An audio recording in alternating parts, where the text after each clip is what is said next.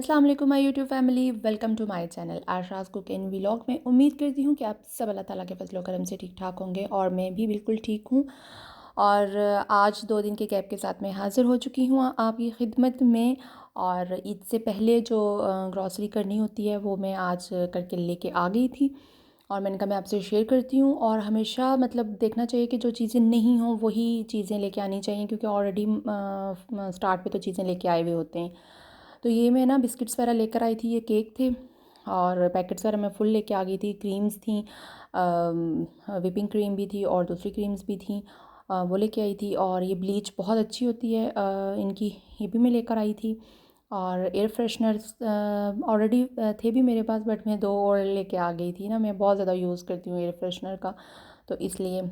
और यहाँ पे कॉकटेल मैं लेके आई थी, एक बड़ा था और एक छोटा, क्योंकि आपको पता है आगे स्वीट्स वगैरह बननी है तो इसलिए। और ये पेपरिका पाउडर था, ये तो मस्ट होना चाहिए हर किसी के घर में। और टूथपेस्ट थे और ये कढ़ाई गोश्त मसाला था, तंदूरी मसाला ख़त्म हो रहा था, वो लेके आई थी मैं। और ये कुछ चिया सीड थे और मुख्तलिफ़ किस्म के मसाले थे। अच्छा, ये डिपर वालों के जो सॉस होते हैं ना, ये बड़े ज़बरदस्त होते हैं इनकी ना। ये मैं हॉट सॉस लेकर आई थी, इनका ख़त्म हुआ हुआ था। और ये केवड़ा था, क्योंकि स्वीट वगैरह जो ऐसी बनानी होती हैं तो उनके लिए बहुत ज़रूरी होता है। और स्पैगेटीज़ थी, ज़रूर बनती हैं। और चने थे, वो मैं लेकर आई थी। और इसी तरीके से ये गरम मसाला, मिक्स गरम मसाला था ना जो मैं लेकर आई थी। और चॉकलेट थी ये, क्योंकि आगे स्वीट्स वगैरह के लिए और केक्स वगैरह के लिए ना ज़रूरत पड़ती है मुझे, तो मैं ज़रूर लेकर आती हूँ। और यहाँ पे दाल सेमियाँ वगैरह थी, क्योंकि आगे चाय वगैरह के साथ कोई गेस्ट आ जाए तो सर्व करनी पड़ती हैं। तो वो लेके आई थी। और चने की दाल थी, मैंने कबाब बनाने थे। और यहाँ पे चीनी थी। और आधे से ज़्यादा सौदा ना मेरा ऑलरेडी मौजूद था घर में, और चावल पहले से भी थे, तो मैंने कहा कि चलो ले चलती हूँ ना मैं। और मैक्रोनीस लेकर आई थी मैं। ये हमारे घर में बहुत ज़्यादा मैक्रोनीस बनती हैं। और ये सारे ना बिस्किट्स के पैकेट थे। तकरीबन मैं 4 बिस्किट्स के पैकेट और 2 केक के पैकेट लेकर आई थी। और ये बर्तन धोने वाला मैक्स था, और मतलब ये दही भल्लों का मसाला, वो नमक वगैरह। और ये सॉक्स मुझे अच्छे लगे थे बेटे के लिए, मैंने कहा ले चलूँ। स्ट्रॉबेरीज़ थी, वो बहुत ज़्यादा यूज़ होती है हमारे घर में, तो वो भी लेके आई थी। और ये इस दफ़ा बनाना बहुत ज़बरदस्त मुझे मिले थे, तो ये मैं इकट्ठे 3 दर्जन उठा के ले आई थी। मैंने कहा मिल्क शेक वगैरह बच्चों के लिए बनाती हूँ। तो प्याज था, प्याज तो बहुत एक्सपेंसिव किया हुआ है, 370 पर केजी था। और आटा था। और ये ना मैं नूरपुर का दूध लेकर आती हूँ और बहुत ज़बरदस्त होता है। तकरीबन ये मैं 3 कार्टन लेके आई थी, एक 2 अंदर रखे हुए, तो ये एक सामने पड़ा हुआ था।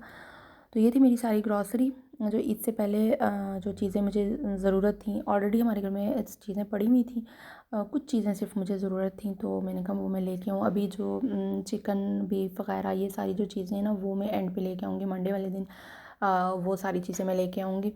क्योंकि मैं वो इतना पहले नहीं लेके आती, क्योंकि आई थिंक या तो वेडनेसडे को ईद होगी या थर्सडे तक ईद होगी। तो इसलिए जो सी ना वो वाली चीज़ें जो सी मैं एंड पे लेके आऊँगी। जो दही है वो भी लेके आना है, वो भी मैं एंड पे ही लेकर आऊँगी।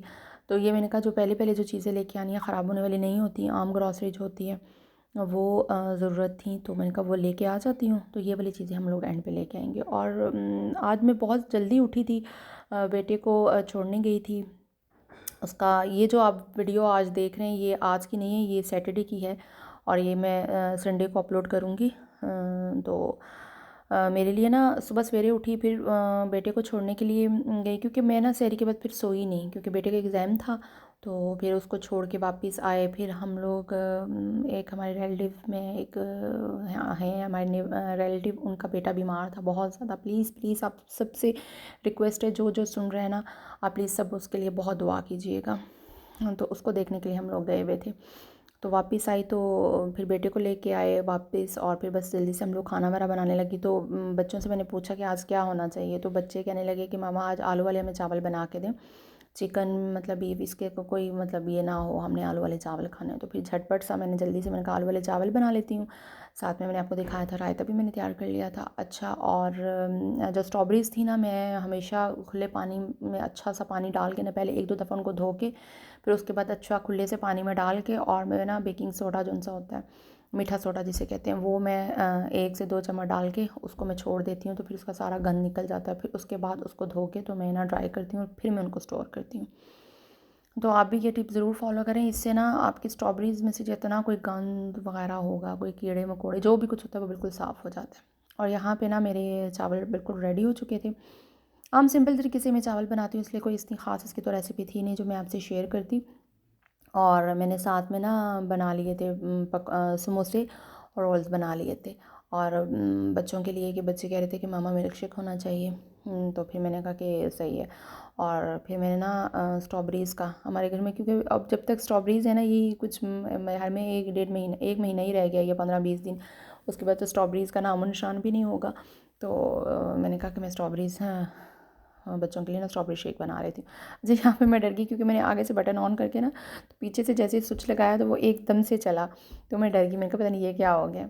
तो यहाँ पे ना मैंने स्ट्रॉबेरी शेक बना लिया था। मेरे बच्चों को ना स्ट्रॉबेरीज़ का शेक बहुत पसंद है, बहुत अच्छा लगता है उनको। तो मैं मतलब मेरी कोशिश होती है कि मैं रोज़, अगर नहीं भी अगर बच्चे पिएँ तो एक दिन की गैप से मैं ज़रूर बनाती हूँ, या अमूमन मैं रोज़ ही बना देती हूँ बच्चों के लिए। तो यहाँ पे शेक बना लिया था मैंने, और साथ साथ मैंने ना समोसे और रोल्स वगैरह भी फ्राई कर लिए थे।